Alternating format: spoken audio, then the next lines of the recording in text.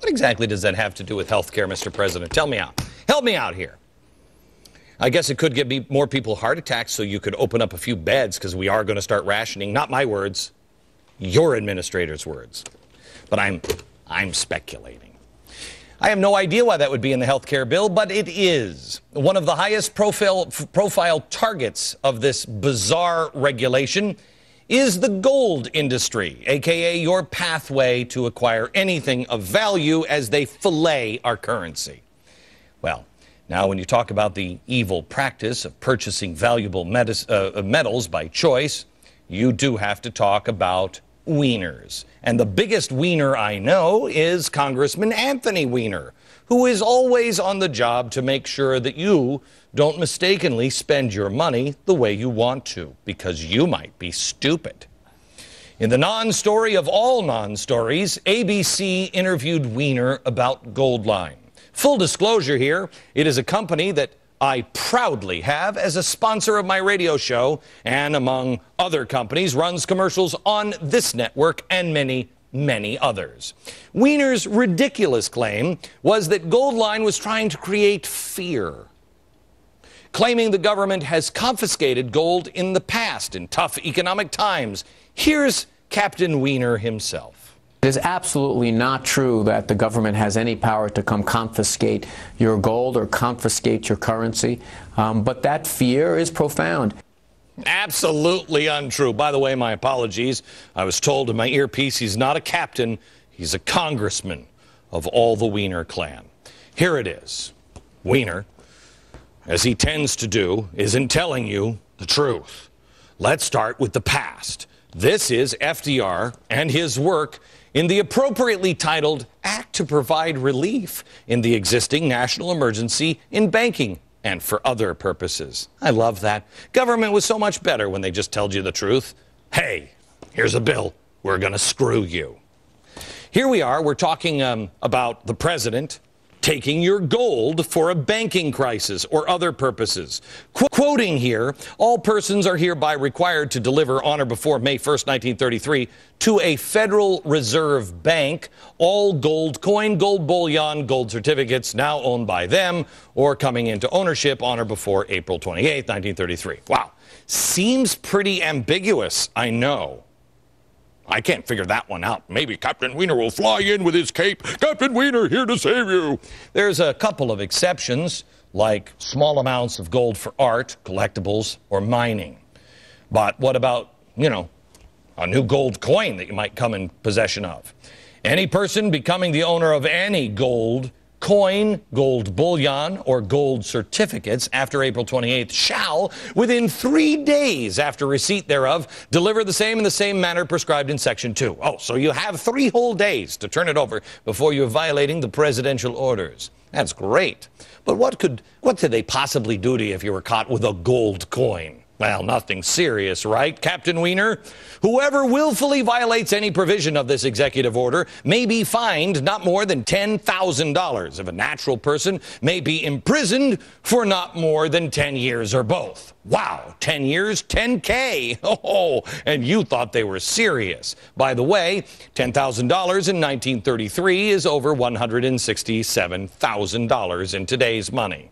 And this was all done essentially with a flick of the wrist of the President of the United States. Perhaps Weiner had had a brain aneurysm and there's something seriously wrong with him in the old noggin.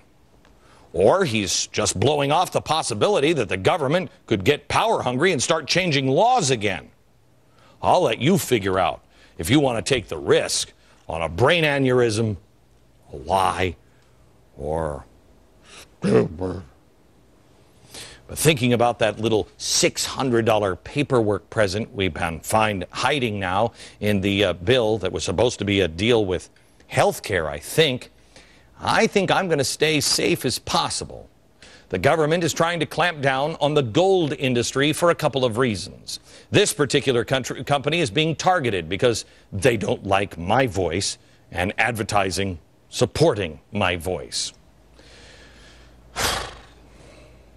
Sucks to be me. You know what? I'll still have my voice if you put me out of business. I'm going to go to parks. I'll go door to door. I will. Don't try me. Trying to shut me up, however, is just a side benefit for them. They see what is coming, and they cannot have you prepared for it. They need your money in the system, not in treasury bills, not invested. No, not with gold coins hedging against their awful policies. So your fate will be in their hands, exactly where they want you. Right here. Oh, I'll take care of you, little one. If you get any message from this show or from reading our Founding Fathers, get this message now. You must be self-sufficient. Please get that message. You know, there are two things that were on Ronald Reagan's desk always. There's this one, this sign. It can be done. And then this one.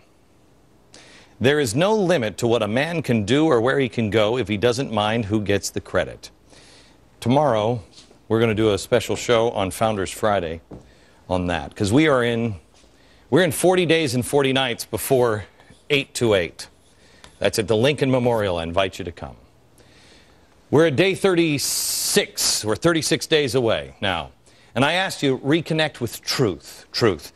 Just told you a minute ago, be who you really are, not who you've allowed yourself to become. So here's what I want you to do. Question with boldness, even the very existence of God, as Thomas Jefferson said. Find out, what is it that you really believe? Why do you believe it? Not why you think you believe it.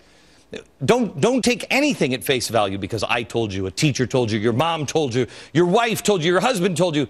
Find out, what is it you believe? Who am I? Not what others have told you. Not what your family has told you you are. Families sometimes have this way of making you... I was the smelly kid in the family. That's what I was. I'm not so smelly. August. Really? New York? There are some exceptions.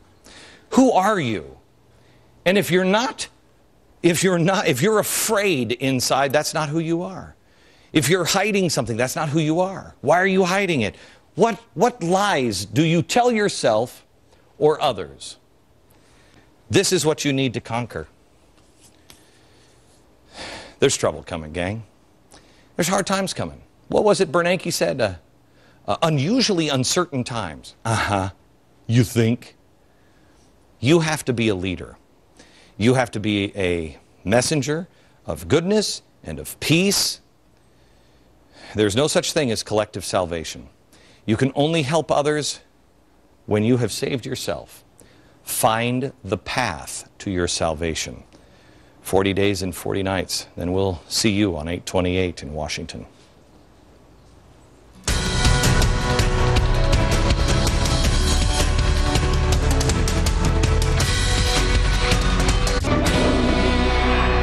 We have had this phone for 1 year, and it just rang during the break. I am on the phone now with Tim Griffin, and we're trying to figure out, can we get it up? We're trying to get it on. Tim, I don't know if we can put you on the air right now, but you're a listener from Blanco, Texas, and you called because, can I show it again, Tiffany? Because we're going to have to change the number, right?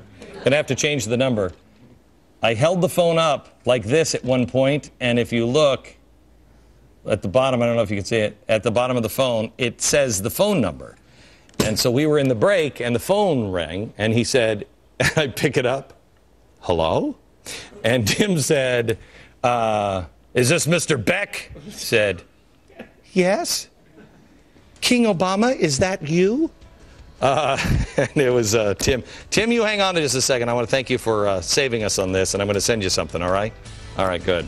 We have an incredible show for you tomorrow, and there will be a new number soon, White House. Don't call this one.